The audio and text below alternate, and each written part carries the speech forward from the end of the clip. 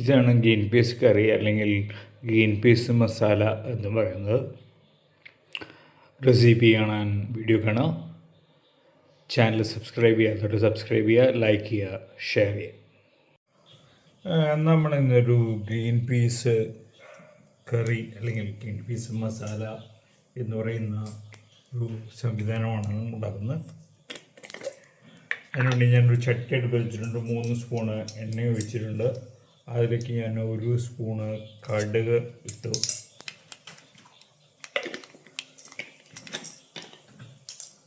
കടുക് ഒന്ന് പൊട്ടി വരുന്ന സമയത്ത് അതിലേക്ക് 1 ഇതള് വേപ്പില, ഒരു ചെറിയ കഷ്ണം ഇഞ്ചി, ഒരു 2-3 വെളുത്തുള്ളി അല്ലി, ഇത്രയും സാധനങ്ങൾ നമ്മൾ ഇട്ട് കൊടുക്കുന്നു. ജസ്റ്റ് ഒന്ന് ഇളക്കുക, കൂടുതൽ ഇളക്കൊന്നും വേണ്ട, ജസ്റ്റ് ഒന്ന് ഇളക്കുക. എന്ത് ഒരു സബോള അരിഞ്ഞത് ഇതിലിട്ടിട്ട് ഒരു മീഡിയം സൈസ് സവോള,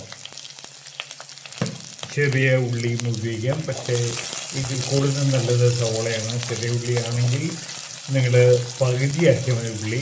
അധികം കൊത്തിയരിയോ അങ്ങനെയുള്ള കാര്യം വേണ്ട, പകുതിയാക്കുക, അല്ലെങ്കിൽ ചതച്ചിടുക. പക്ഷേ ചെറിയ ഉള്ളിയേക്കാൾ കുറച്ചുകൂടി സ്വാദ് എനിക്ക് തോന്നിയിട്ടുള്ളത് സവോള ചേർക്കുമ്പോൾ ചെറിയൊരു മധുരം ഉണ്ടാവും. അതാണ് ടേസ്റ്റ്. സവോള ഒന്ന് വിട്ട് വരുന്ന സമയത്ത് അതിലേക്ക് 1 സ്പൂണ് ഉപ്പ്,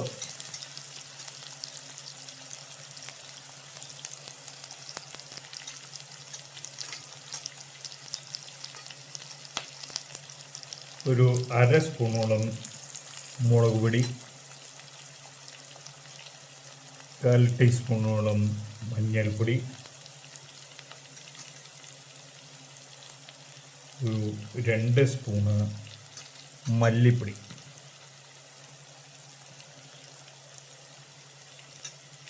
ഇത്രയും ആദ്യമേ ചേർക്കുക. എന്നിട്ട് ഒന്ന് ഇളക്കുക. ഇത് സവോള വല്ലാതെ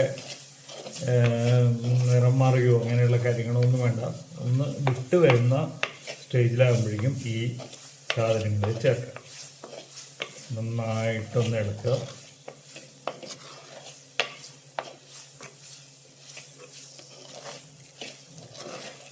ഇതിൻ്റെ പച്ചമണക്കൊന്ന് മാറുന്നവരെ ഒന്ന് ഇളക്കുക. അതിനുശേഷം 1 തക്കാളി ക്യൂബായിട്ട് അരിഞ്ഞത്, ഒരു മീഡിയം സൈസ് തക്കാളി ക്യൂബുകളായിട്ട് അരിഞ്ഞത് കൂടി ചേർക്കുക. തക്കാളി വെന്തൊടിയോ അങ്ങനെയുള്ള കാര്യങ്ങളൊന്നും വേണ്ട, ഒന്ന് വെന്ത് കിട്ടിയാൽ മതി, ഒന്ന് ചൂടായി കിട്ടിയാൽ മതി. ശരിക്കും പറഞ്ഞു കഴിഞ്ഞാൽ തക്കാളി അതുപോലെ കിടക്കുന്നതാണ് അതിൻ്റെ ഭംഗി.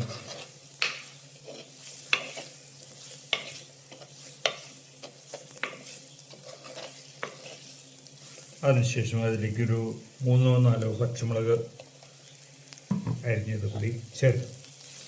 ഇതിലേക്ക് നമ്മൾ നേരത്തെ ഗ്രീൻ പീസ് ഞാൻ പ്രിപ്പയർ ചെയ്ത് വെച്ചിട്ടുണ്ട്. ഞാൻ അവിടെ ഇരിക്കുന്ന ഫ്രോസൺ ഗ്രീൻ പീസാണ്. അതിലേക്കൊരു കുറച്ച് ഉപ്പ്, അതുപോലെ ഒരു പച്ചമുളക് അരിഞ്ഞത്, ചെറിയ കഷ്ണം ഇഞ്ചി, ഒരു ഏതൊരു വേപ്പില, ഒരു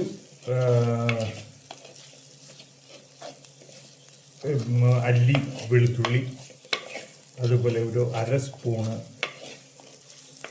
കുരുമുളക്, ഇത്രയും സാധനങ്ങൾ ചേർത്തിട്ട് ഒറ്റ പ്രഷർ വരുത്തിയിട്ടുള്ള ഗ്രീൻ പീസിനകത്ത് ഇതിനകത്തേക്ക് ചേർത്ത് കൊടുക്കുക.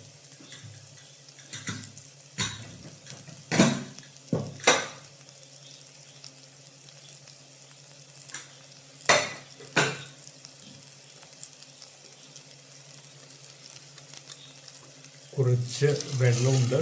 ആ വെള്ളത്തോടുകൂടി തന്നെ, ആ വെള്ളം നമ്മൾ കറിക്ക് ഉദ്ദേശിച്ചിട്ടുള്ള വെള്ളമാണ്, അധികമൊന്നുമില്ല, കുറച്ച് വെള്ളം.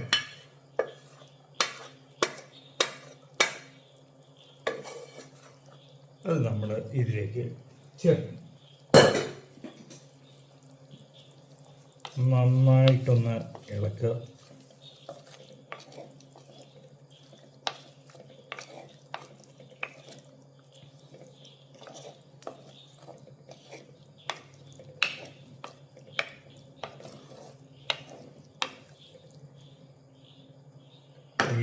സാധനങ്ങളൊക്കെ ഒന്ന് വെന്ത് വരണം. ഒരു 2 മിനിറ്റ് നേരത്തേക്ക് ഒന്ന് അടച്ചു വെച്ച് ഈ വെള്ളം ഒന്ന് തിളപ്പിച്ചെടുക്കുക. അപ്പോൾ അത് തിളച്ചു വന്നു,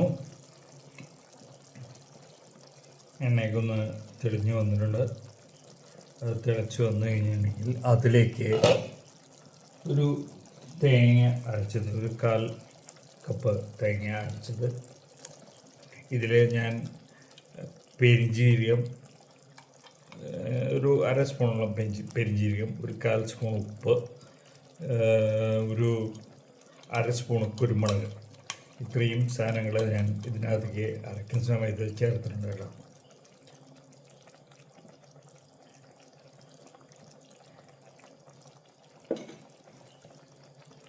വെള്ളമൊഴിച്ച് ആ മിക്സി ഒന്ന്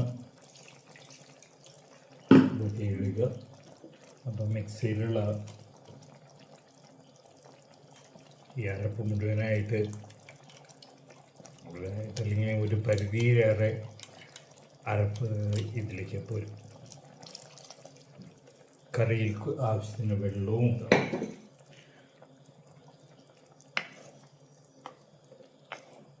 നന്നായി ഇളക്കുക.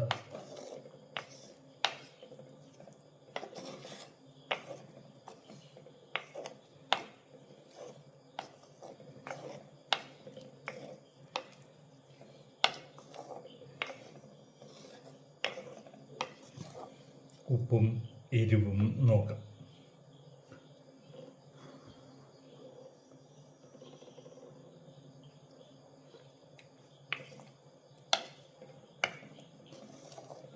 കുറച്ച് എരിവാകാം.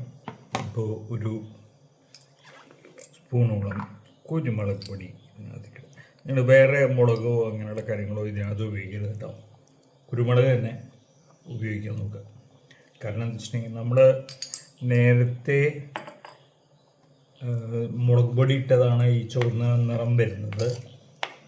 അത് കൂടണ്ട, ഈ ഒരു നിറത്തിൽ നിൽക്കുന്നതാണ് അതിൻ്റെ ഭംഗി. അപ്പോൾ കുരുമുളക് പൊടി ഉണ്ടെങ്കിൽ അതാണ് എരിവിന് വേണ്ടിയിട്ട് ഇടാൻ നല്ലത്. ഇല്ലെങ്കിൽ പച്ചമുളക് കീറിയിടാം, അല്ലാതെ മുളക് പൊടി ഇടേണ്ട ആവശ്യമില്ല കേട്ടോ.